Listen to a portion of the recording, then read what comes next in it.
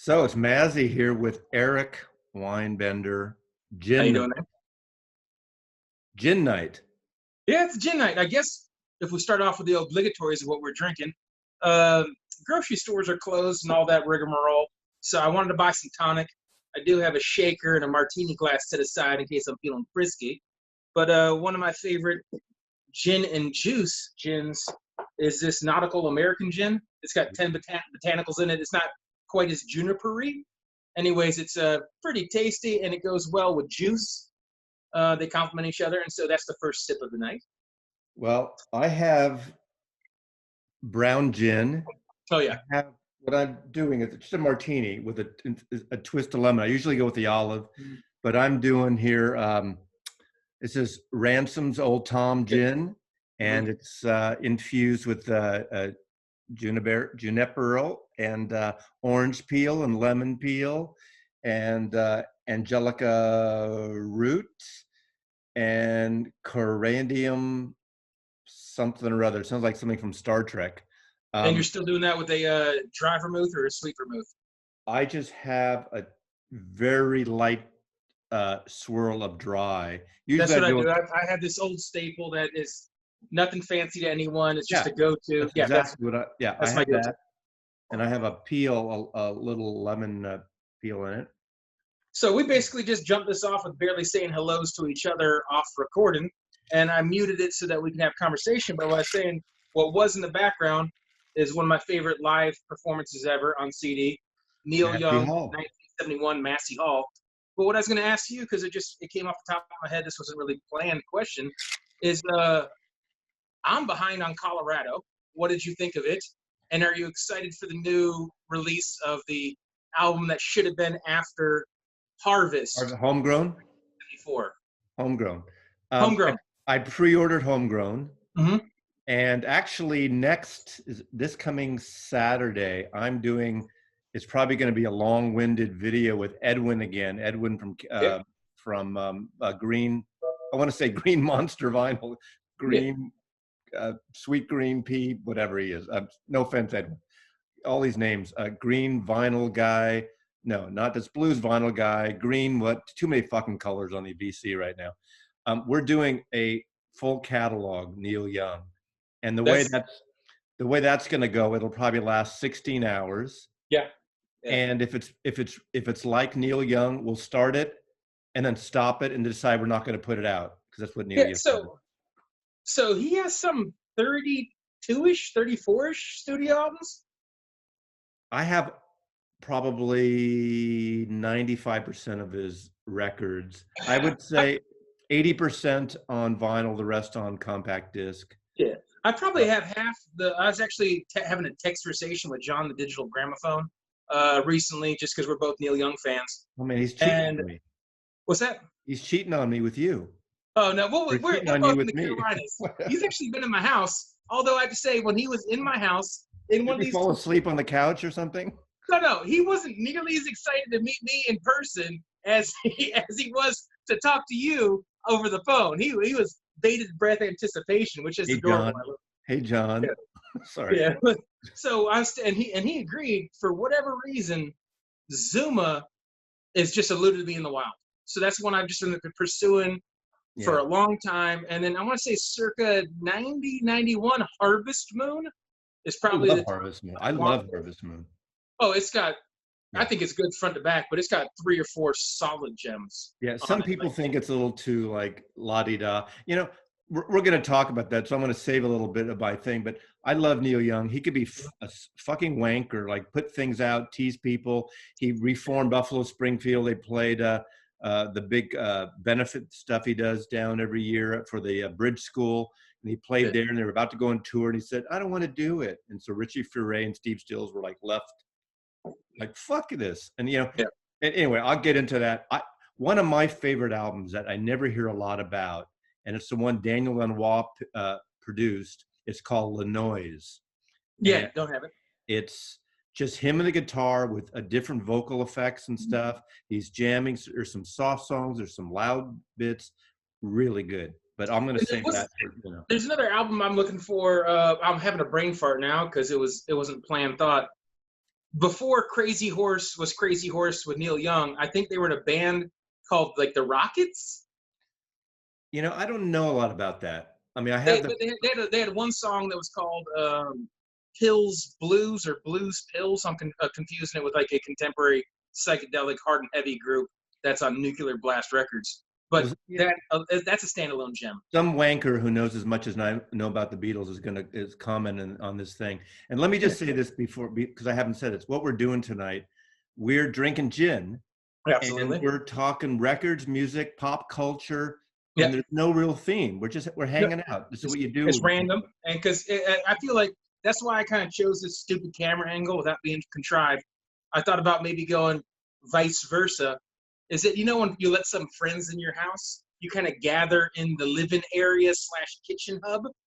So I figured if we were hanging out, one of us would probably be on the other end of the counter, and we'd be standing up and mixing cocktails and shooting the breeze. So since we're in a weird way in each other's homes right now, I figured I'd pick this camera angle so it feels like we're organic. I almost wanted to do like the angle like this, because you know how you Yeah. always do, you're in the foreground and your buddy Mm-hmm. uh, or Ronica's in the back on the chair. I almost did Yeah. that. There's nothing really to see there. So Can I tell it you the does, secret? People texted me like multiple times in the comment section, like, I love the way you shoot your videos. It feels like we're just hanging out and I'm in the chair next to you. The truth is, I wear a size 16 5E shoe, and I can't put the stool in front of me because my feet are too big. So the stool has to go like just slightly over, and that's the real secret to the Eric angle. I knew we'd be drinking. I didn't know we'd be talking about stool, but that's, if you want to do that, It is what it is. So if I we do want to want to take do, I do want to do a little toast here first okay. to a guy who passed this week, an actor who I'm a big fan, and that's Fred Willard. I did not know that. Fred Willard. Wow. Fred Willard. When I was in college, Mary, not Fernwood Tonight, which was a parody of a talk show with Martin Mull, and of course all the things like from Spinal Tap Yeah. to Oh, the yeah. to the Christopher Guest movies like A Mighty Wind, Love it. For Your Consideration, Love it. Best in Show. Best in Show. I I was don't waiting have for. Waiting for Guffman here, but I have it somewhere. And then He was stellar at playing the inept but still lovable guy. Because you know how it is. If you're an intelligent individual, sometimes stupidity can be frustrating. oh, And he was dumb as a brick in a lot of roles, but endearing nonetheless. when he's one of the judges, one of the color commentary guys Yes. during the dog show on Yeah. this, and he talks about, what if they got that dog and can they do this? Can we put like a pipe in his hat, one of those hats like Sherlock Holmes? And he just goes Yeah. on. It's hysterical. And but I always think about Eugene Levy with the literal 2 left feet. yeah, Cheers to you, sir. the Fred Willard. Let's do Absolutely, Fred Willard. Anyway, that's part of the pop culture thing here we're doing tonight. So since we're leaving the macabre, I guess I'll just kick this off with a random. I didn't go too crazy. I didn't want to pull like 15 things and this become a 3-4 hour endeavor. But in my most recent video, I showed the Drifters, and there was some kind of I want to say hubbub, but a lot of people like, oh, pretty cool that you showed that. Like it seems to be a forgotten genre of sorts. So I pulled this chiffons. Oh, because it's not. Because I didn't want to go like no, I love them. I didn't want to go Martha, the Vandellas, or the Supremes, or the Temptations. But this genre, kind of, I don't know if it's something that collectors have so much of, and it's so far in the background they're not buying more of it, so they don't speak on it, or if it's something that's just most of the losing people are all respect. dead. They're all dead now. But is he so fine by the chiffons? Is he so fine on there? The kickoff in the main one is Sweet Talking Guy. Yeah, Is side one, track one. And the other big one on track 2 on side B is My Boyfriend's Back. But I don't know. Boyfriend's back and because you know how it is with a lot of these groups, they recycled each other's works. Right. And they all kind of support each other by, especially live, playing each other's music. That's all the girl groups. All the girl groups, like in the early '60s. I mean, a lot of it, some of it that Phil Spector produced, and then the stuff. I mean, all that stuff. And I love the Drifters and the Platters, and all those kind of groups. Like the Cindy Mama Bear Vinyl did a homage to all the girl groups of yesteryear. I got a couple months ago. It's a video worth watching. I did see that. I did see that. Yeah. I love that stuff. I don't listen to it a lot, and I always forget about it. I have comps with those things. When radio was more competitive and DJs were allowed to be disc jockeys, when I was younger, also a confusion in the vinyl community. Maybe just people think I'm a big dumb meathead and I'm in my 20s, but I'm in my late 30s. And I grew up in a day where disc jockeys picked the music they wanted to play. And you'd have, classic rock radio, and I'm not putting it down. It's like, you already know, it's Steve Miller. It's the same 3 Eagles songs. I love Led Zeppelin, but it's the same 4 Led Zeppelin songs. It's the same 3 Doors songs. And when I was younger, you'd have your oldie station, which had a lot of the doo-wop soul, and these other stations, and they played deeper in the catalogs. Now you're not going to hear something that like the Animals or the Zombies. That should be on radio. Like as vinyl AOR radio has been around for like 30 years or Yeah. 40 years, album-oriented rock, and it's been the main things. But I love, the 70s and late 60s and 70s, the whole underground thing that started with KMPX, KSAN in San Francisco, Yeah.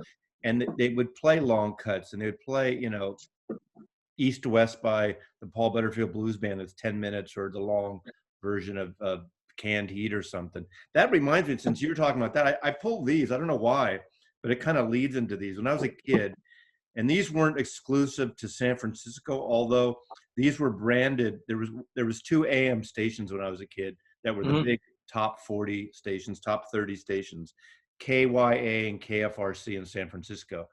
And these collections, which I've had forever, there was another one I don't have. Basically, I didn't realize it at the time because it was always local to your station, but they were branded around the country, and they just slapped different covers on for whatever era, and this was the first one, 21 Golden Gate Greats. And of course, everyone is that Giant Gorilla? It's a Giant Gorilla, cable car, Golden Gate Bridge, and everything.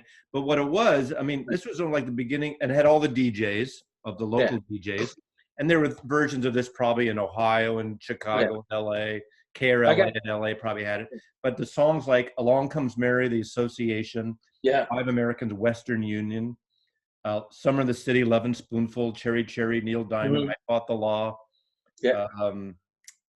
Radio pop / a little bit of bubble gum. And Working in a Coal Mine, Lee Dorsey. Working in a coal mine. That genre of music, and right now our friend Cosmic Brian is doing a little series on bubblegum. Yep. You want to talk about the genre of music that is designed to like plant in your brain like an alien and not leave for days. It's earworm stuff. But this also had like Lies by the Knickerbocker, Chapel of Lugs, Dixie Club. And I got to tell you, as a Vanilla Gorilla, I love that album. And even if I didn't appreciate the music, I'd blind buy that album cover in a heartbeat. My baby does the hanky-panky. I can't hear that song and not think of Forrest Gump. Right? And Psychotic Reaction, we all know. So anyway, great stuff. And then it was this one, 21 Golden Gate Greats. This is beautiful. Is that Crumb art?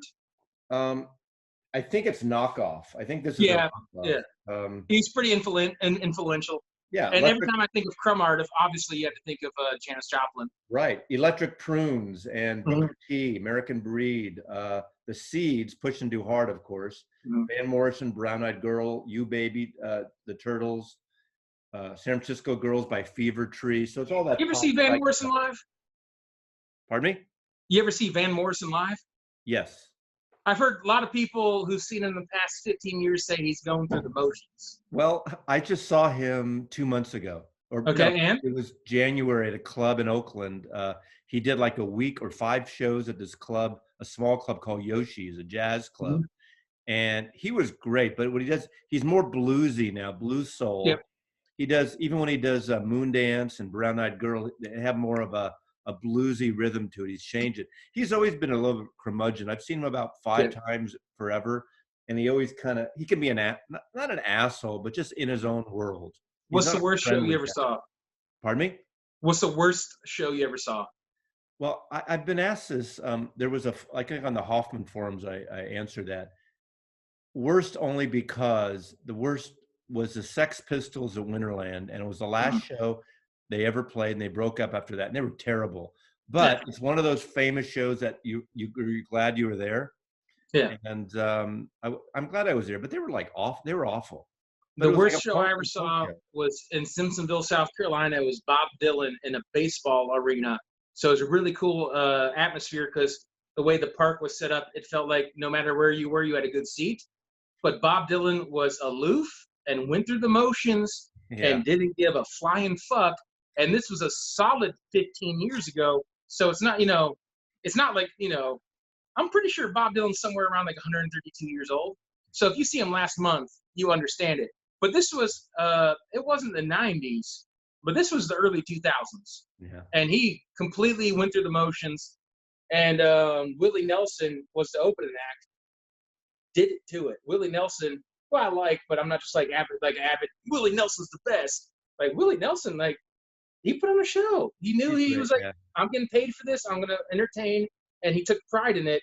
Whereas like Bob Dylan almost looked like he resented being there. Yeah, I saw Willie Nelson about 4 years ago last time. He was good, but he was kind of like he ran through the 45 minutes or hour or whatever of these songs. And I've seen him before, and maybe it was, I don't know if it was an off night, but there was no extra spirit there. But he wasn't terrible or anything. He just was kind of mediocre. I don't know. So I mean, 45 minutes makes sense because especially if he's an opening act. The yeah, fastest show I ever saw, April before last, I saw the B-52s. They did all their hits, high energy. Give Me Back My Man is my favorite B-52 song, and she couldn't quite hit those notes anymore and had to make it her own for today's age. And it was still a great show, but they were done in 65 minutes. yeah. No opening act, done. And it is a great venue, and it was inexpensive, so I didn't care. But that's the fastest concert I ever saw. No, yeah. I mean, in the old days, there was shorter bands or bands playing smaller things, but I mean, obviously the punk bands. I mean, growing up in San Francisco again, I go to the Mabuhay Gardens, which is Mhm. Fab Mab. It was an old Filipino restaurant that these people started putting on punk shows, and it got to be, every city like New York had CBGBs, and LA had Madame Wong's, and a bunch of it. And the Fab Mab or the Mabuhay Gardens was like with the Dead Kennedys. I saw Mhm. that, and Devo came through there the first time, and the Damned, and a lot of those bands. By the way, RIP CGVGs. How does that not exist? What happened CBG, that we didn't support that which and it's one? just dead? CBGBs. Well, I think How is it? It's now defunct, and now it's just a T-shirt that hipsters wear that weren't yeah, old enough to go there in the it's like first place. I get all sentimental, and I try to hold on to these things. Especially what's sad now with this whole COVID thing, that places are closing too faster and they're not going to open again. But sometimes when I think about it, some of the clubs or places that I've liked, or like restaurants too, as you know. Yeah, Oh, a restaurant in San Francisco, man, that place has been there 30 years. Well, 30 years is a yeah, fucking long run for a yeah. restaurant. And I want a place to last forever. There's a place in San Francisco, um, Tosca's Cafe. I just happen to have this Tosca's, and it's in Mhm. North Beach, across from where the Beat Poetry, like Ferlinghetti's, City Lights Books is. Cool old bar, one of my favorite things. It was taken over about 6 years ago and made upscale restaurant, but they kept Yeah. it good. But it was good, and they fixed it, they cleaned it up, and they got rid of all the crap and made it better. And of course, I won't get all the deep politics of it, but one of the owners is a guy named Friedman, who owned a place in New York, in Manhattan, called the Spotted Pig, and he was one of those chefs that got caught up in the Me Too thing, and Yeah. anyway, got closed. And these people in San Francisco, there's a famous chef named Nancy Oakes who owned a place called Boulevard in San Francisco, and a few places, and a group of chefs were taking it over, just about to open when all this shit hit. So it's going to be open again, but it's the most beautiful bar, old school, in San Francisco. It looks like Italian, just old patina things. And they're famous. They have one of those, like the Buena Vista Cafe in San Francisco has their famous quote, cappuccino, which is it's in those glasses that they use for like a hot brandy. I don't know what those glasses are called, uh, that stem out, and uh, it's whiskey and a little Kahlua and coffee, and I mean it's a really good drink. It's like Yeah. it's like it's There's probably a drink that has a horrendous name called the Gorilla Tit. It's a terrible shot name, but it's like whiskey, coffee liqueur, and dark rum, and it almost has like a cola look to it. It's surprisingly delicious. But that reminds me of a drink called the Gorilla Tit. okay. Well, you said, like, when we were doing the little preview the other day, you said you have like 70 bottles of shit Yep. there. Is that true at home? Yep. Fuck. Yeah. Well, I need to. So with this whole COVID thing happened, I kind of just like Veronica and I. If anyone doesn't know my channel, I have a girlfriend, Veronica, that usually shows up 1 out of 10 videos. But Veronica, so or I this don't thing know. kind of moved her in preemptively. I planned on moving her in anyways. So right now, my house looks neat in the background because I'm kind of a tidy guy. But there's pockets in this house that's just clutter while we adjust. And I forget where I'm going because my mind just focused on clutter. But what were you just The saying? bottles of liquor. Oh, the bottles. I've been meaning to do. I got to get this clutter out of the way because I've been meaning to do like a proper, like I did like Mr. Hall of Fame's contest some time ago, and I kind of showed my living area, my music playing area. But once in a blue moon, I shoot around the bend here. I have my once upon a time office. It's now just a record room, and in there I have a liquor collection that's usually between 50 and 70 bottles. Wow. Wow. So speaking of which, I poured this some time ago sneaky to let it melt and muddle. So this is just gin that's diluted. This is native to my region from High Wire Distilling Company. This is Hat Trick. So unfortunately, if you're not in my region, you can't get it. So I just kind of feel like a jerk showing some ultra rare psychedelic album that nobody has. But in the liquor spectrum, this is a really tasty traditional botanical gin that's really good, but not too junipery. So if you just I let thought melt, that was a Blue Oyster Cult record cover. it very much looks like it. Don't fear And the reaper.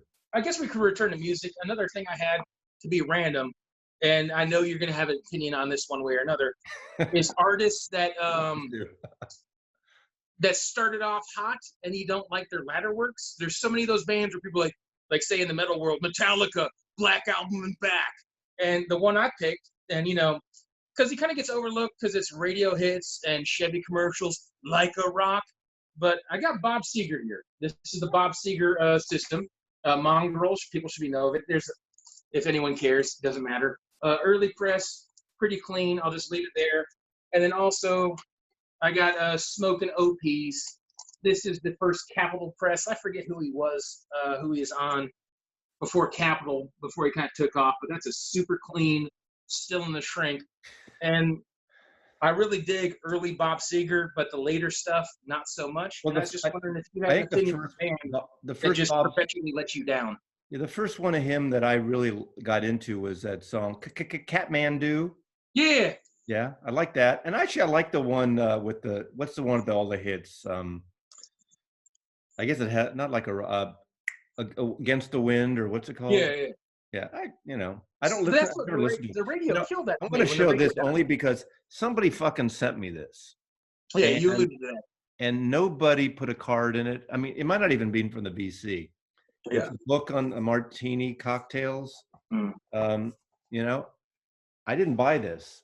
It might be a miscellaneous friend, could be a VCer, but if you're going to send something, put a fucking, in fact, I should grab these because, hold on a second.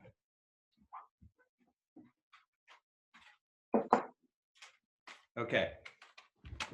I got these and they came from Streetlight Records in San Jose. But again, no, I didn't order these. Kevin Saunderson, KS1, some kind of hip hop rap thing. Yeah. I have no idea who sent me this. It arrived. So if someone's out there, give me credit yourself. Tell me. And this thing, Glossolia. New to me. I haven't listened to these yet. I have no idea what the fuck these are. But come on. Did I win these? Did I win these? Did you just send them? The fuck? Drunk dial, send shit to Mazzy? What's going on? Like push, Discogs to Mazzy. Anyway, but out of curiosity, though, I was curious because there's a few bands like that. Savoy Brown, somewhere around 73, 74. Quicksilver Messenger Service, kind of same era. There's a few bands that just as their career goes on, they fade away. Yeah. I'm not bashing on the Rolling Stones, but Some Girls is kind of a cutoff for me, so to speak.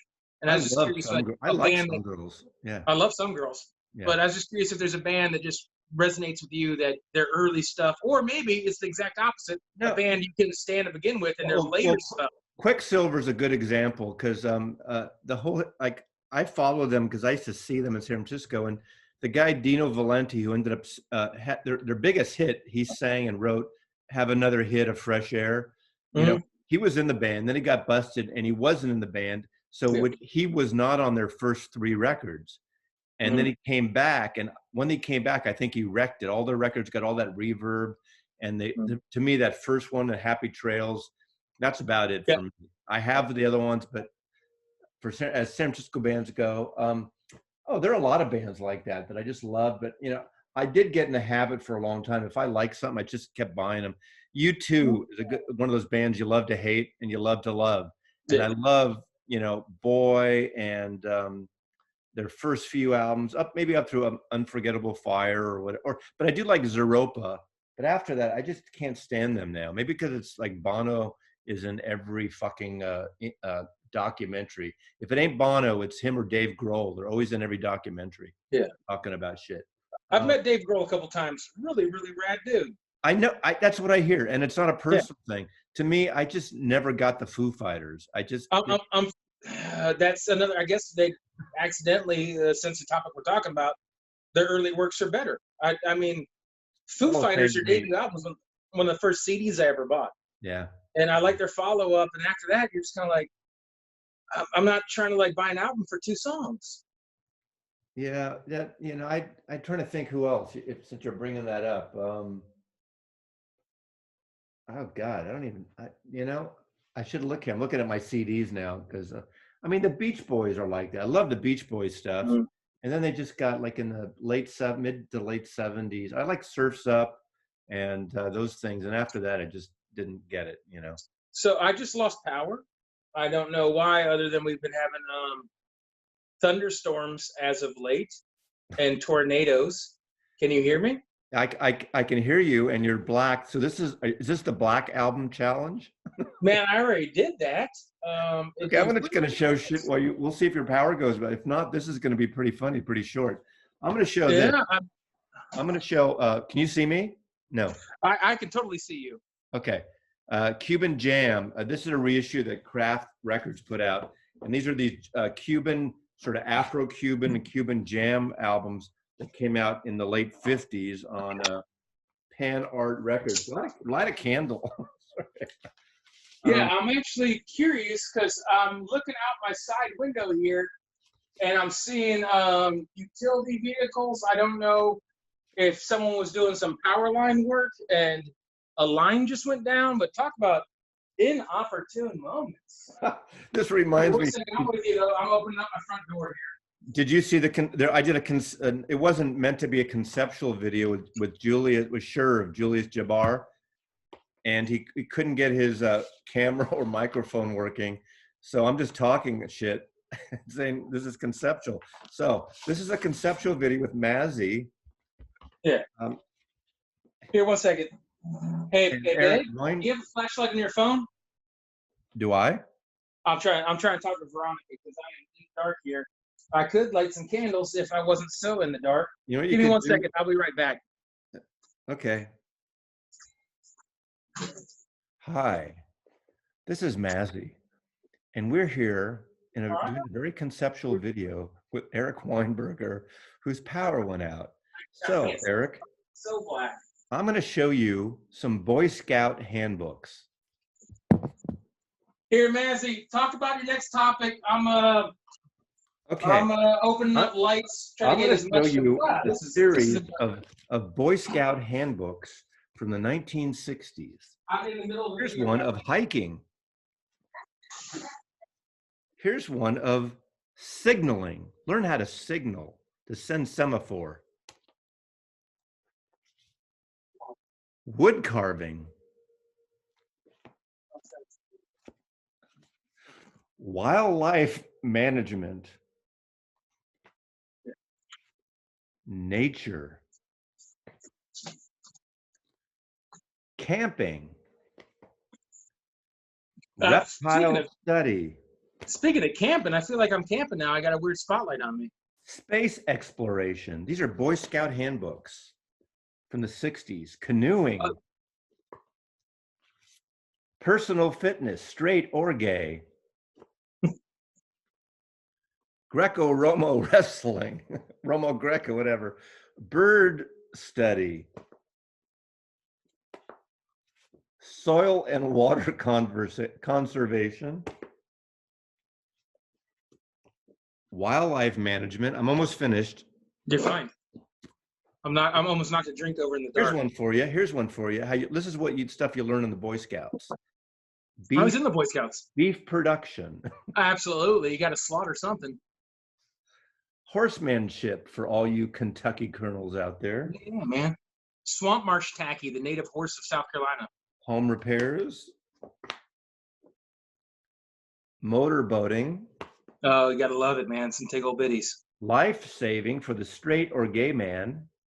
Hey, well, you got to save gay lives too. Don't be, come on now. All lives matter. I'm from San Francisco. We're professionals. Yeah. Geology. And we say this with all due respect. You say this all the time, right? Come on. This is fun. I have no hate in my heart. I don't care. Anyway, I'm going to end with, these. But anyway, I just want to do a little Boy Scout interlude while you got, here's one. One last one. Atomic energy. Mm-hmm. There we go. So do I just look absolutely horrendous and terrible on my end and here in the dark? Like it's I feel like I'm watching, what's that movie when snot's rolling down her nose? Oh, Blair Witch Project? Exactly. Yeah. But I'm actually, it's funny. I was just here shooting the breeze with you, and Veronica was in the shower in the bathroom in the dark. So she just reaching to grab a towel and try not to slip and fall and kill herself. I see her walking behind you with a towel. No, nothing like that. Yeah. But I'm actually about to light some candles here. If you want to do your next topic, feel free, and I'll be prompt. As a Boy Scout, I have a little collection of candles and accoutrements. Okay, so I'm going to get on that while you start talking. Yeah. Okay. While you're going today, today is it says 17th. What's the date today? The May 19th, the 19th of May, 2020. Today is the birthday of Pete Townshend of The Who. Pete Townshend turned 75. And can you know what's really, but pisses me off? On Pete Townshend's birthday, Donald Trump decides he's not going to fund The Who. What's that about? He's not going to fund The Who on Pete Townshend's birthday. So I'm going to go through my Pete Townshend solo albums. My favorite is Who Came First. Then the great duet record he did with Ronnie Lane, Rough Mix.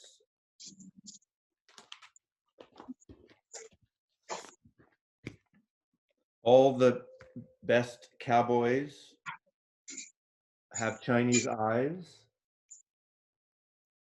I love this record. This is a good record. Empty, what's it called? Empty Glass.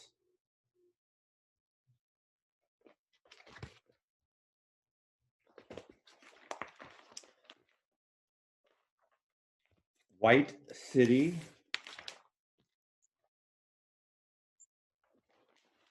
And forgive me if you can hear the I don't know if it's so loud that you can hear it in the background, but there is some kind of work crew out in my neighborhood. I don't hear them. And then lastly, awesome. 2 versions of Scoop and Another Scoop. And these are outtakes and demo things and things he was working on for his solo project as well as The Who. So if Hannah, the Omaha introvert, is out there, you need to get these records because it has sort of preambles of some Who songs of 70s as well as Pete Townshend solo stuff. So man, I just got a super clean copy of a Japanese press. Look, it totally looks like a camp story right now. This is just creepy for no reason. But I just got a super clean copy of a quick one with the Obi strip and all that jazz. Oh, I love that's good. Yeah, it's really sad how high I rank Boris the Spider as a one of my favorites of the Who songs. That's John Entwistle's song. That's a great song. I mean, it's a weird, it's almost like a novelty song, but it's still a cool song. I like it too. Man, I tell you what, this is a bummer beyond all bummers. We're just hitting our stride. We're shooting the breeze. It looks so creepy. Have another shot. Cheers. I am, but I don't know how well I'm going to show records. I had a little train of thought going here, because one of the hardest things for making vinyl community videos is the fact that you don't have someone to banter off of, and ideas go forward and it continues the conversation. Sometimes I'll pull records and I'll have this grandiose thought about, I need to talk about this, and the change they made from their second album to their third album and so on. And you start talking and you tell it like a dick joke and you just completely forget what you're saying. Um, we could tell a couple of bad jokes too if you wanted to. I mean, I'm not offended, so you can say what you wish. So this guy's sitting up at, okay, I learned this joke before, like pre 9/11. So there we go. I mean, I don't know if it's a great joke, but I'm telling you, the worst thing about Maslow telling jokes is I fuck them up because I screw them up. I screw the punchlines up. So pretend this is pre World Trade Center. This guy's sitting up at the top of the World Trade Center. There's a bar and restaurant, and this guy's sitting at the bar, and he's sitting and knocking a few down. He's talking to the bartender, and this other guy comes down and sits next to him, and the guy says, "God, what an amazing building! This is huge. This is really high." And the guy says, "Yeah, it's pretty cool. I'm the architect of this building, and it's really great." He goes, "Oh, I went to the platform on the outside, and it scared the shit out of me. I wouldn't want to fall down there." He goes, "Oh no, I designed it. It's perfect. Um, if you fall over, there's this kind of gust of wind that comes out this hydraulic thing and pushes you back up, and you land back on the observation deck. So you can't jump off, commit suicide, get hurt." And he goes, "Oh, that's bullshit. I don't believe it." He goes, "I'll show you." So the guy goes to the edge of the thing. He goes, jumps off 90 stories, 80 stories, 70 stories, 60 stories, all the way down, and a gush of air pushes him up, and he's back on the deck. And he comes back to the bar, and the guy said, "Oh my God, that's amazing. You designed this? What a great, they should do this on all buildings." He goes, "I need to try that." So the other guy who's having the drink walks to the end, goes to the edge, jumps off 90 stories, 80 stories, 50 stories, 20 stories, splat, he's dead. The other guy's sitting at the bar, the architect, and the bartender leans over and says, "You're an asshole when you're drunk, Superman." Oh wow. Yeah. Yeah. There's a joke about that with Sex on the Beach as well. Yeah. That's priceless. That's that's actually very. What's that? What is this? Oh, I don't know. Jesus biting his nails. Jesus walks into a hotel and puts 3 nails on the counter and it says, "Excuse me, can you put me up for the night?" Mm-hmm. Oh God. Oh man, Jews telling Christian jokes. Hey, we invented the guy. Yeah. He's one of us. He's one of us. We didn't make him the son of God or whatever. Yeah. He's a rabbi. So He's a leader. He's a carpenter. He's the only Jewish guy I know that can build anything. That's for sure. Yeah, there's truth in that. I've seen Jews struggle with IKEA. Exactly. Yeah. Yeah. Okay. See, I don't do IKEA. How many thumbs down can I get? This could be like a Vinyl Richie thing where, like, how many fucking thumbs down can I get? We'll see here. I mean, I'm here at campfire, and there's it's not, apparently you can't hear it and bother it, but I hear construction work in the background, and I'm in the pitch black. And the first thing that popped in my mind, yesterday I paid all my bills, and so I was just like, "You fucking idiot! Did you not pay your power bill?" And you're like, "No, I paid my bill." Are they shutting shit off now during this pandemic? I don't think they're shutting shit off. No, yeah, so crazy. When I went to pay I just called animated whatever, blah blah blah. Press 1 plus 2, and there was a honest to God minute and a half voicemail like, "For your safety and others, we have closed our offices." You're just like, "Oh, I don't think you can catch coronavirus over the phone, but it's all good." So, okay, pull some more records out. You got some records? You can hold them on to the flash with the light. Yeah, hopefully you can see them. Do you have my next thing I was going to ask you. Flashlight on? Is that what that is? No, these are. I could literally have like my girlfriend's flashlight here, like kind of on the counter, and you're not gonna be able to see it, but I have like 3 candles lit. I got some emergency candles, but nothing that's gonna produce like massive light. Maybe one of these Boy Scout things will be helpful. Archery or citizenship. I think you might learn how to. What do you do in the dark? Here's one. Oh, this is a perfect one for high school kids. Marksman. Yeah. Actually, you know what? I'm going to disappear in the dark for 1 second. I have something very reminiscent of that. Astronomy.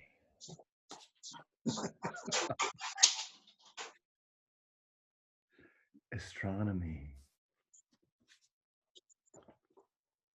Scholarship.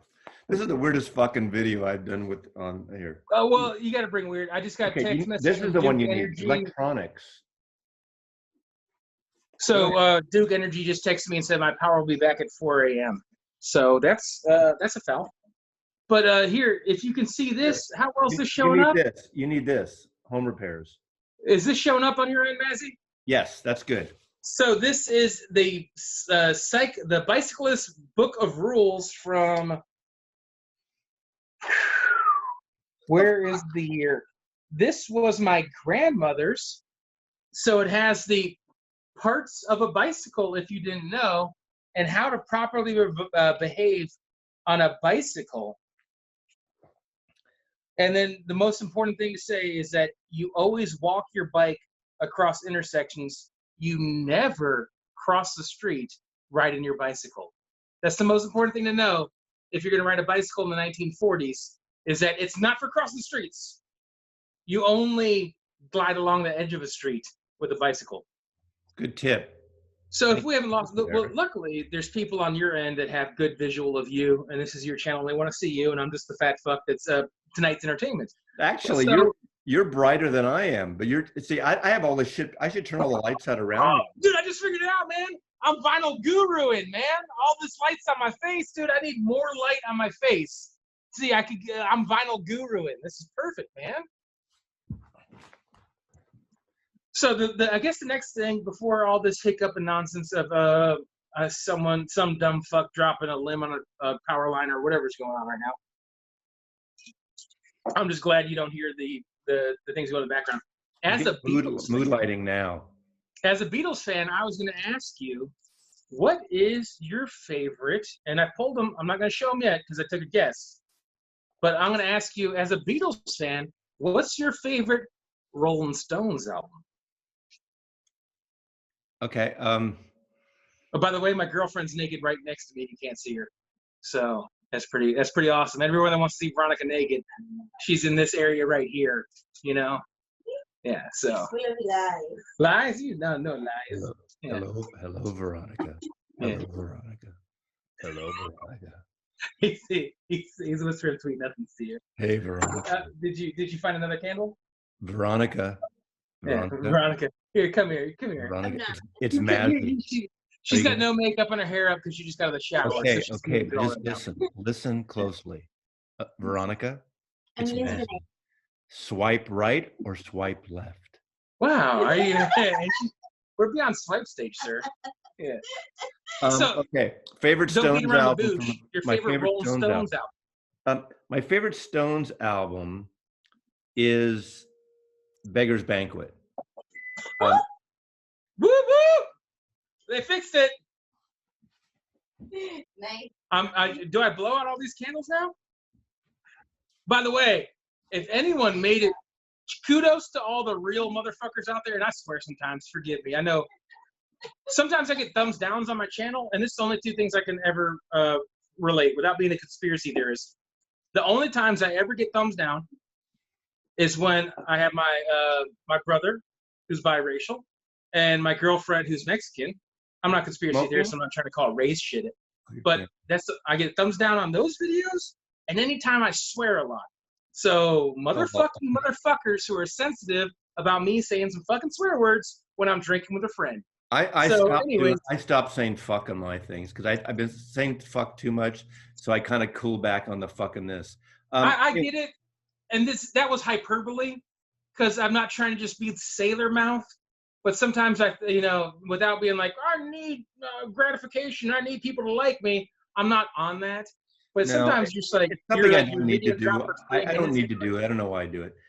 Anyway, okay, Beggar's Banquet and Aftermath are two of my favorites. I was off. What? I was off. I guessed wrong. Well, you want to see what my guess was? Wait, no, your guess. I know most people think that a Beatle person is going to say Satanic Majesty's Request. I'm that dude.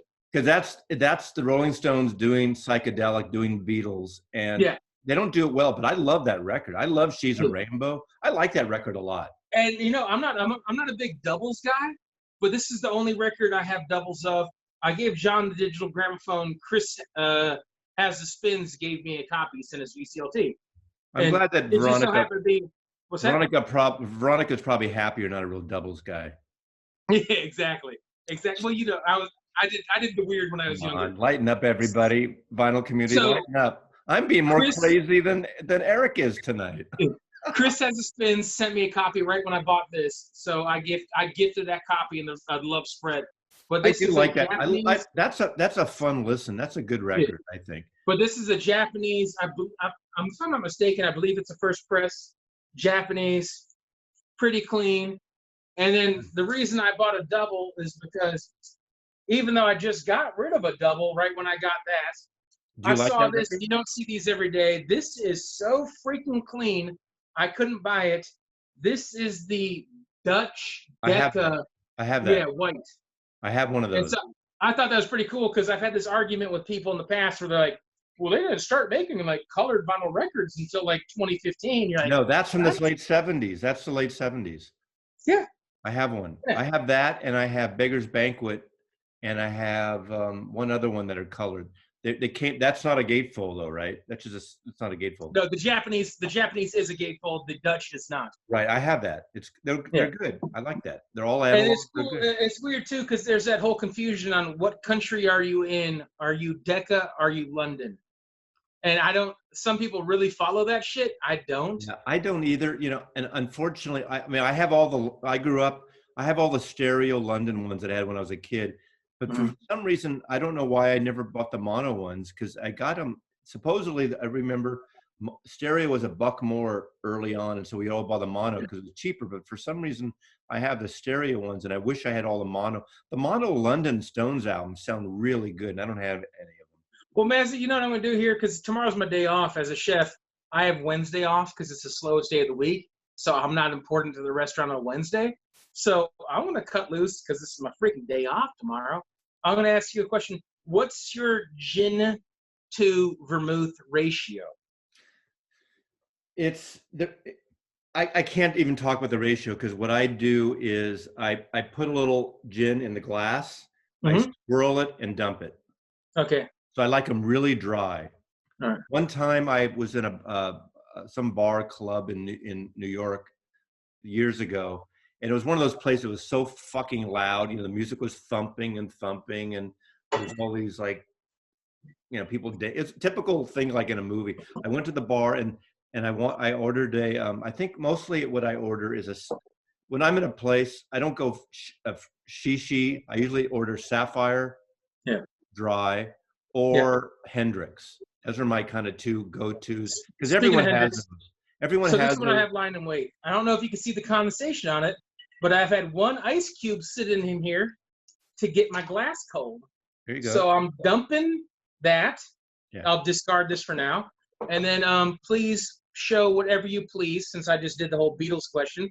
Well, I'm going to start getting my accoutrements ready, and I'm about to make myself a martini while you yap about whatever's random. I pulled this CD box just because I thought you'd dig it, because it seems like you, and I love this music, but this is Rhino Records did all these great, weird, bizarre CD boxes.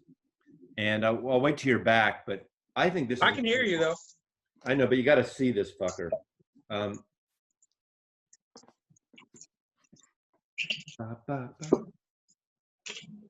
It's okay. Anyway, I don't like dirty martinis at all. No, I don't. Usually I have an olive. That's my go-to dry olive martini. And as I said this before, if those of you who watch me, gin martinis are called, vodka martinis, you have to specify vodka martini. And I always say vodka martinis are for amateurs, although I know a lot of people that drink vodka martinis. One of my dear friends, best friends in the world, by the way, I'm going to Chicago for his wedding, so I might have a VC meetup in Chicago at some point. But Brother Phil is a vodka martini guy, and I've been trying to right the wrongs of his existence. Anyway, this is what I want to show you, because this is a CD box set. I love that. Oh, that's beyond cool. That, CDs with this faux 8-track thing. And this is, R&B soul stuff. Marvin Gaye, The Spinners, Stylistics, Sly and the Family Stone, The Temptations.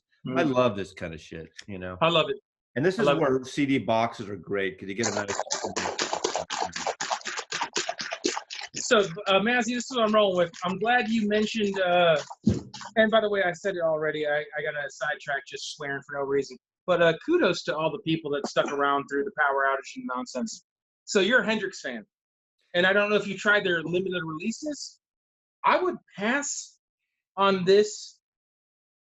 I've If you never see had this, this that. is Yeah, Midsummer Solstice. yeah. I don't It's go for all the right. frou. I don't go for the frou specialties usually. It's not worth the markup. I think regular Hendrix is better than this Yeah. by far. But what I'm mixing right here in a proper martini, no tonic, no orange juice or anything. This Orbium limited release that they did for a second go round, this is freaking delicious. If you see it in a liquor store, you might want to purchase it because I think you'll enjoy it. I might try it. Usually when I go down to Portland, Oregon, which is only like 3 hours from me, there's no sales tax in Portland, Oregon, so I load up on liquor down there. Because in Seattle or Washington State, we have a 25 or 30% markup on spirits here. Yeah. Tax. I gotta tell you, Mazzy, can I be honest with you? That's friggin' delicious. I'm gonna be honest with you, man. Cheers to you, sir. Fred Cheers Willard. to our friends out here. Cheers to the power. The And power. I'm gonna keep it rolling. I'm gonna use vinyl as a thing to talk about not vinyl stuff because this is a random hangout. What's your favorite Quentin Tarantino movie? And you can do that two ways. I accept either soundtrack or movie. Right. I'm going to do movies. Okay. The obvious choice, which is probably I think is his best film, was Pulp Fiction. Mhm. However, I really like Volume 1 of Kill Bill. Okay. I love that. But I loved Once Upon a Time in Hollywood. I saw it 5 times in the theater. Yeah. I don't have that one yet. That's on the list of albums I want to purchase. Yeah. And I love that because when he did, I like that he's kind of like, I'm rewriting history and I don't care, we killed Hitler in a movie theater. And like, okay, Charles Manson things didn't go the way he wanted to. So I like that he's just like rewriting history and saying, fuck it. I appreciate that. But it's kind of like almost like pop culture shock art in a movie, which I like. I like obnoxious things. My house is like red and orange and blue and green. Obviously, I'm a big, burly, obnoxious individual. But some of the subtle things in movies, I really appreciate. And this might be a toss-up for both best Quentin Tarantino soundtrack and subtle genius best Quentin Tarantino movie. I freaking love Jackie Brown. I do too. This is a fantastic movie. And sometimes Samuel L. Jackson goes through the motions. In this movie, you have more respect for his character and the way he plays it upon multiple viewings. Isn't he in like in every other movie ever made in the history of the world, Samuel Jackson? Yeah, absolutely. And then also, a lot of people don't know this if they didn't dive deep into it, but 99 Years is from an old blaxploitation, women in cages, women in prison exploitation movie. So one of the songs on this track is actually Pam Grier from the 70s. Wow. Which I think is pretty cool. The thing about movies like that and Hollywood, a lot of his movies, you really need to see him several times. Yes. Because the way he mixes up time and back and forth and parallel situations happening at the same time in another part of the film it's hard to really grasp onto initially. The first time I saw Hateful Eight, I didn't despise it. But a movie with no protagonist is a little demoralizing. And I like that. To me, that's like a drawing room drama, theater piece. Well, the so-called protagonist of the movie, like mouth raped and murdered a guy and bragged to his father about it. Oh, right. That's a little tough. Yeah. That's a little tough. And then also, as a car bro, I'd be remiss if I didn't mention Death Proof. Oh, yeah. Is absolutely, I love the soundtrack, and it gets into some more contemporary music, whereas a lot of Quentin Tarantino stuff is I was about to use the term archaic, but that makes it sound obsolete. I don't think it's obsolete. It's just older music. I love the cars. I love Kurt Russell's performance. And then one thing I was going to say, I was stoked for the Jackie Brown release, but it's literally just like basic sleeve, plain white inner lining. This one is, really cool picture sleeve. There's a poster in there or whatever and liner notes. if something comes to market, I think we're past a day and age where if you're dropping 20, 25, $30 for a new record, can I get a poly-lined inner sleeve? Can I You get know, a poster? I bet you someone you love, and absolutely love, is Snake Plissken. Mm, undeniable, indubitably. I Yeah, mean, I see it. obviously Escape from New York is good. LA is, but still, Snake Yeah. Plissken. I mean, his Uh, role as Snake Plissken is like yeah. the greatest. It just, so I, it's, I'm a big fan of his wife too, Goldie Hawn. yeah. I used to watch on VHS when I was a little kid. My dad worked third shift. He was a professional industrial engineer, but he started off on the ground floor. He literally was he's like myself, a big, giant, burly guy. And he started off in the foundry, like knocking slag off the castings. And then fast forward 20 years later, corner office in a corporate building on the third floor with like windows and a secretary. But I, I I adored laughing as a kid, and he at Nick at Night after Nick, they used to have all the old Dragnet reruns and etc. I grew up watching all my dad's VHS recordings of Laughing with Sammy Davis Jr. Here Comes the Judge and all those. Brilliant. I freaking love Laughing. Okay, we need one more toast to someone else who just died 2 days ago. All right, I'll get morbid. Eddie Haskell. Leave It to Oh, Beaver. yes. There's been some good Why, ones Mrs. lately, man. I tell you Cleaver? what, You have it's lovely something good. pearls you're wearing, Mrs. Cleaver. You know the one that sucks. My mom and I are both, and you know how sometimes you don't have complete total overlap with your parents. My mom and I are both big fans of John Prine, and that one Oh, yeah. sucked. Yeah. Yeah, and especially because he just played in Asheville, and I passed on the opportunity to see him perform the last time he was in my region. Yeah. Yeah. A lot of people dying now. Weird time. Hmm. Yeah. I'm gonna live to 1,000 in dog years, and I'm gonna hog since I'm already on this. Like I kind of have like as a dumb burly bro, like just a meathead guy. I have cars on the brain. So I chose this record not by the merits of its album cover, While you're but out of picking, question one second, I got to curiosity. grab something. By all means. So can you still hear me though? I can hear you. So this album cover for the people watching is so bad it's good. And I'm trying, by the way, this is a gold stamp promo copy. So this record has to be worth, I don't know, $30,000-$40,000 record. Yeah, I don't know. But this record, if you can't tell by this, it's just awful artwork. What's next? This is AOR garbage. It's stupid clean though. I got it recently. And the drag car on the cover is a Chevy Monza, white label promo. Like I say, still an expensive record. But I was just curious to make small talk, a little nonchalant palaver that has nothing to do with music. Mazzy, what was your first car? Okay. This is good. This is good. Well, the first car I was using for a while was my mother that I was driving regularly. She was working, so uh, she drove to work in the morning. I was in high school. I got my license started at 16.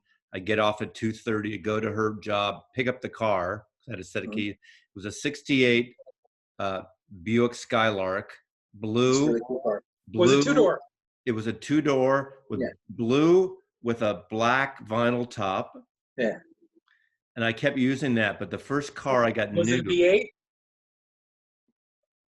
It's okay if you don't know. I don't know. The V8 is the Wildcat 340. They use torque, not horsepower. I drove it when I turned, I wasn't quite 18 yet, but I got out of high school when I was 17.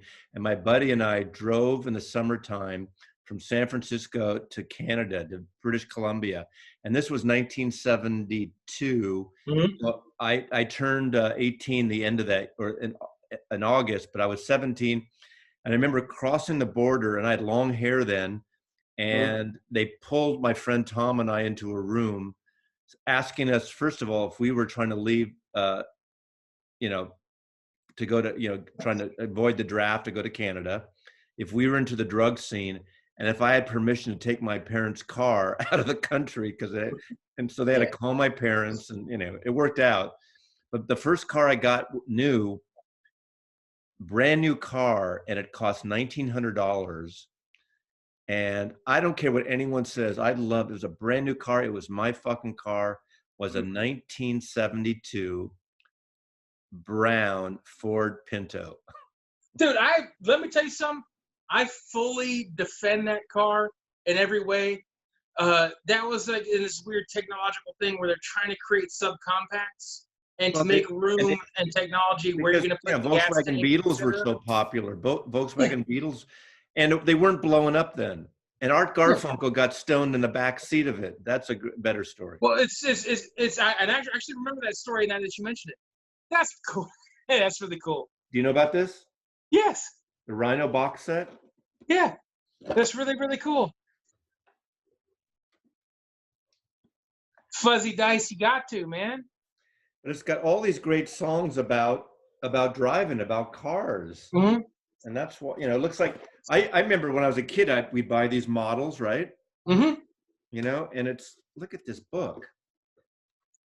Oh, that's really cool. Undeniably cool.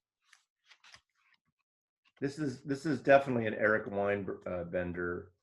You can say Weinberger. It's okay. Look, R.I.P. all the Jews that Hitler killed with unnecessary. I wasn't one of them. My family wasn't one of them. I was a big The fan of Weinbergers got killed. when I was a kid, I was a big fan of Ratfink, Big Daddy Roth. Yeah, yeah.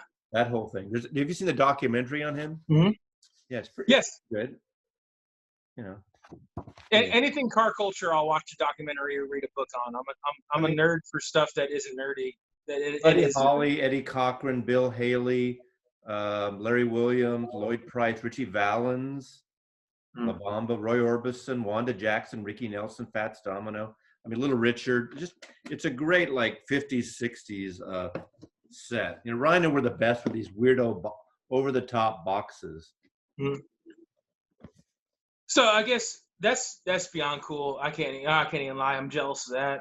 I guess I'm going to shift here since I made mention of Germans and what have you, and we had this trailer, so to speak, and you asked if I had German lineage. I'm predominantly German Italian. That's dusted dark hair, but it's wavy if I don't put shit in it. I'm German Italian. In our little preview trailer, I mentioned I have a record with swastikas on it, which is there's no hate in it. This is mother, father, sister, brother. This is Philly soul jazz. That's Columbia. That's on Philly International, right? Yeah. Well, I don't know what pressing this is. Honestly, this is a little bit beat. This is Philly International. You're absolutely dead on correct. I used to sell those records. Some of this is a little bit disco-y, and some of it's really cool and old school, and some of it's a little bit elevator jazz. What is really cool on this is really cool, and some of it's forgettable. But this is the album I mentioned, or we spoke on briefly in our preview. This is the album I have with the swastika on it. Nice. Yeah. Randomness. I said that too in the preview. I have the swastika on the Dead Kennedys, the armband on the California Uber Alleys 45. Yeah. Well, depending on what record store you go to in America, that's either worth $15 or $45. Yeah. I have a record store here. I'm really lucky in Greenville, South Carolina, to have 3 solid record stores, and then I with my work hours, it's a little hard to go dive in at Goodwills or whatever. But we also have a place called K's Used Books, which I found some gems in there. So I'm pretty fortunate to live in a semi-metropolitan area, and great tourist destination, by the way, if anyone wants to vacation when the world gets normal again. Yeah, we're lucky. There's 17, 18 record stores around between Seattle and Tacoma and just north in Olympia or south in Olympia. There's actually 20 including there. And West Seattle is Easy Street, which is Pearl Jam's kind of home record store because they live over there.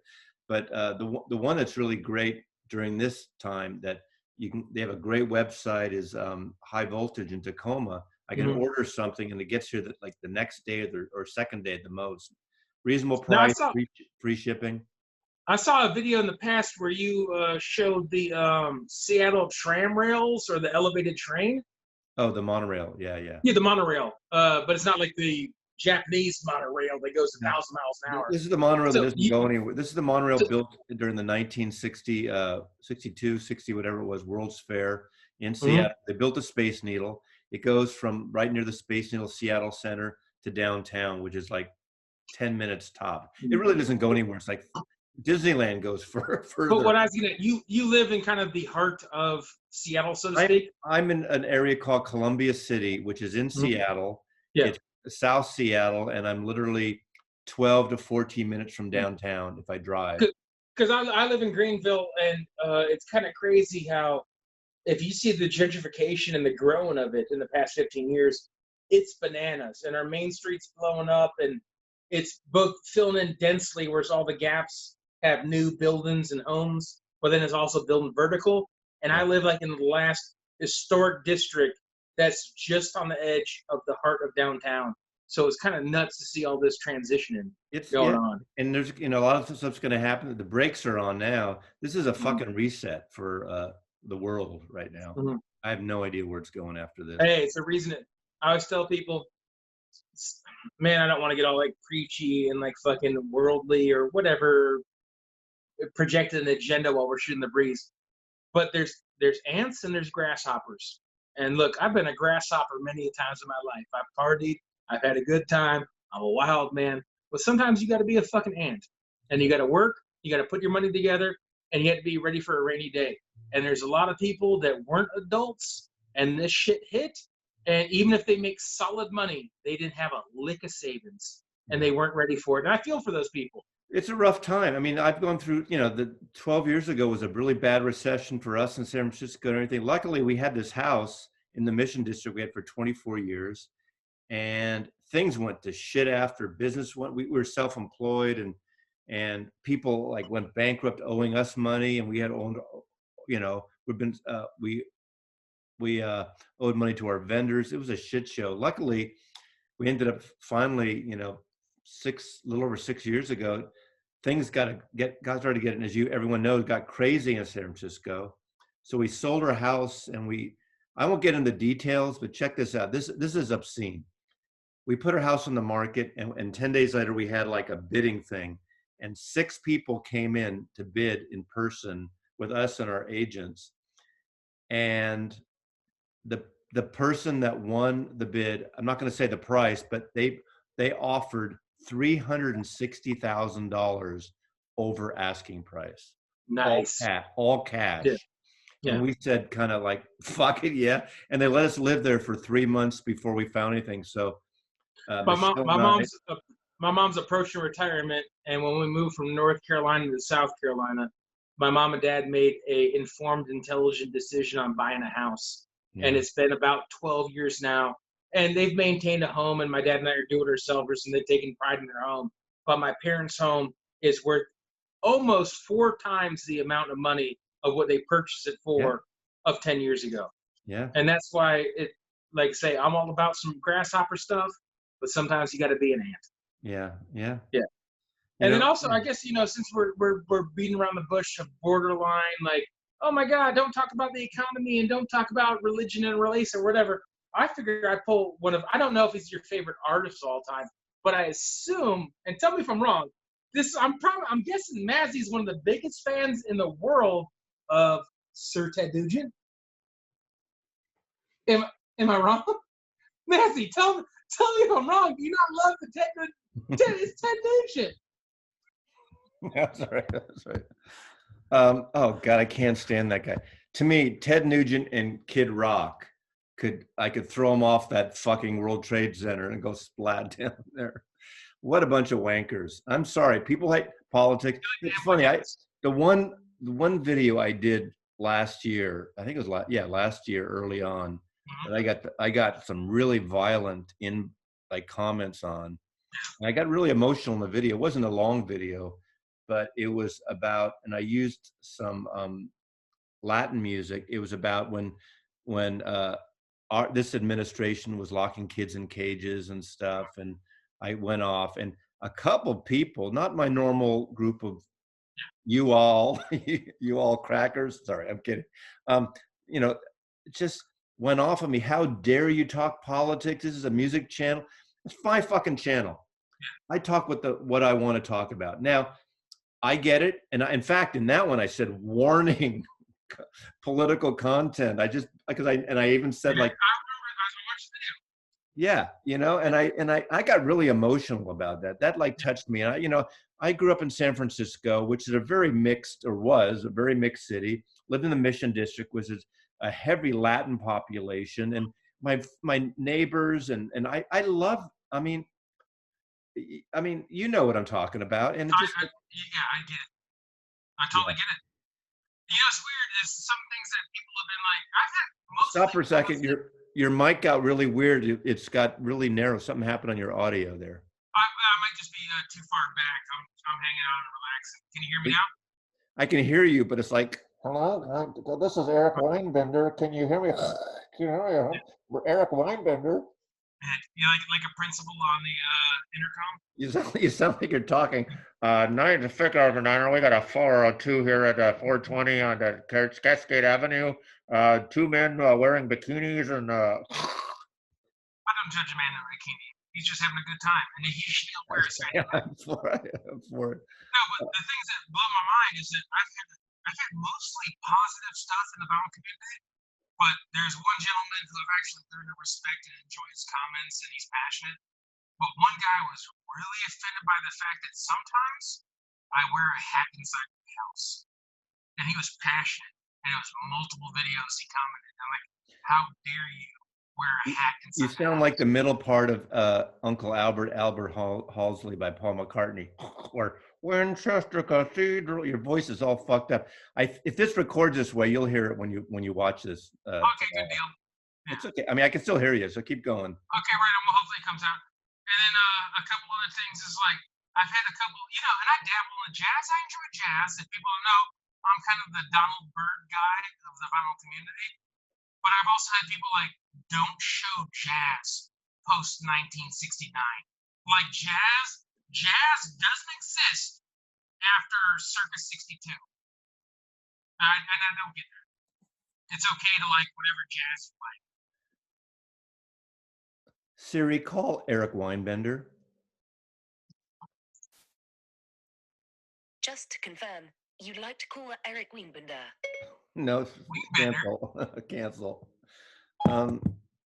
Yeah, you got a fucked up thing. I think we should wind this down because we're at about an hour now. Yeah. Any last showings or thoughts or? No, I just said I wanted to end on a high note because I know you freaking love Ted Nugent.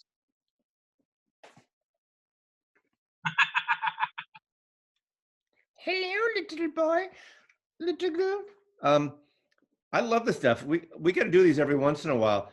I haven't done like a group thing, and I have to. If I do a group one, like with 4 or 6, I have to do even because I don't want my screen to have one extra guy like hanging at the bottom or woman.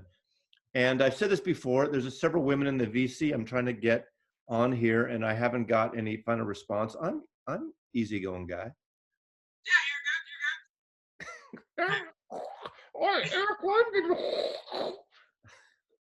I'm all toasted now, but I'm not driving, so what the fuck? You're good. Yeah. Well, Eric. Man, in all honesty, I appreciate you, and I really enjoy this. You're one of the first people in the vinyl community I started watching, and I'm not trying to blow smoke up your ass and like suck your dick at the end of this video, but there's a lot of people that reach the point where they break 1,000 or whatever, and they stop commenting and they stop being a part of the vinyl community. And I like that even though your channel's growing, that you still engage, leave comments, watch other people's videos, and you're not all about yourself. I really appreciate that. I definitely have an ego, and I like, doing this stuff, and it's fun stuff. And I realize it's hard to comment as much as you'd like to. And you do have hello? Yeah, I hear you. Your voice just came back. Oh, it's amazing. Yay! What happens is, I said this to, I think, John, Digital Gramophone. Sometimes it's a little bit like a high school clique of your level, your high school. And there's a group of folks that we kind of came in around the same time or a little before that I circle around. There's new people I'm watching and I love, and there's people that I don't react to as much. You try to do that. I feel really lucky, and I usually get good response. I mean, the whack-a-mole thing was funny because this thing. It's just like it's a fucking random thing. I didn't invent that, but using whack-a-mole, it's been a fun thing. And I I will Also, toast really, myself once because yesterday I hit 2,500 subscribers. also, I really appreciate your whack-a-mole when I did the cancer fundraiser thing. I know that the whack-a-mole's usually up and up, but sometimes it's a little bit fixed. And I Only really three appreciate times. Three times a lady. Once, twice, three times a lady. anyways, I really appreciate for the sake of raising, and this is a cheers to the whole vinyl community. Thanks for raising $1,000 for Wow. breast cancer awareness. That was pretty fucking cool. Wow. Eric, And if anyone doesn't know what I'm talking about, go back to videos where I had a shaved head and a stupid mustache because we for a weekend, we're still fighting cancer, but for a while, everyone got together and raised some money for a good cause. yes, pink was here before black, before Mhm. white, before orange. Pink was the first one. I, Pretty in I, pink, baby. I tell you what, Mazzy, because we can go all night because we're just a couple idiots babbling, having a good time. Which we We'll are. probably do this again. We'll do this again in a few weeks, but I guess before we just drift off and bumble like idiots, now's a good time just to say au revoir, buenos noches, all that good stuff. Okay. Adios. Oi, comment va? Yeah. Sentez-moi qui vont très bien Yeah. ensemble, très bien ensemble. Also, Mazzy, Eric loves you. Mazzy loves you. He, Bye.